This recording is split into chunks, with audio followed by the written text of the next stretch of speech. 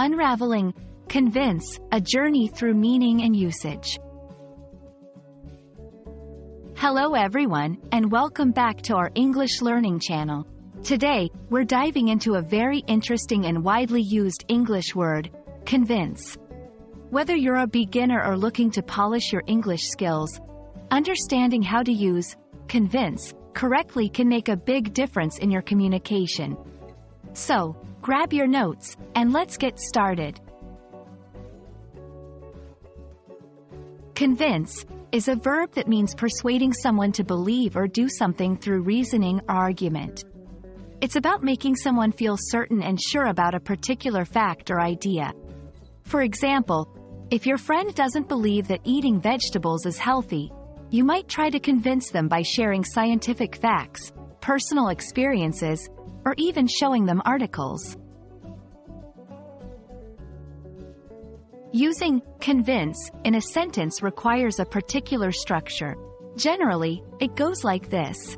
Convince plus someone plus to do something. I convinced my brother to try vegetarian food. Convince plus someone plus of something. She convinced her parents of her decision to study abroad. Remember, after convince, we use to when we want to talk about an action, and of when we want to talk about a belief or idea. Many learners get confused between convince and persuade, as they are quite similar.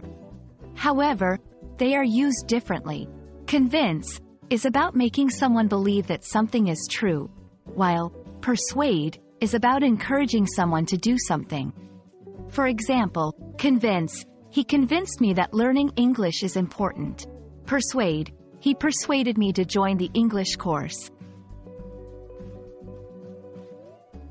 One common mistake is using convince without any object. Always remember, you convince someone of something or to do something. So, instead of saying, this convinced to go there, you should say, this convinced me to go there. And there you have it, a comprehensive guide on how to use and understand the word convince. Remember, practice makes perfect. Try to use convince in your daily conversations and pay attention to how others use it.